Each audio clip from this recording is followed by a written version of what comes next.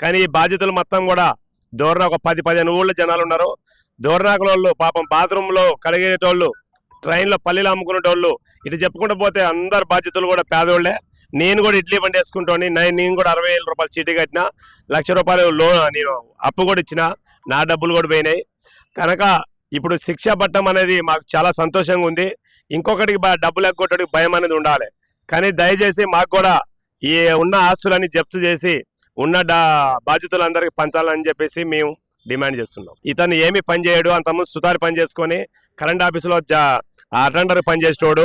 అటువంటోడు ఈ రోజు కోట్లకు అధిపతి అంటే మా డబ్బులతోటి చదివించుకొని మా డబ్బులతోటి ఆ బినామీ ఆస్తులు కొన్నారు. ఆ బుల్లెట్ బండి ఉన్న, ఆ కారు ఉన్న వాళ్ళ భార్య పేరు మీద ఉంది. 10 తులాల బంగారం నేను చేయించిన సార్. ఆ 10 తులాల బంగారం చేయించేటప్పుడు నేనున్నా, మా డబ్బులతోటి చేయించిండు.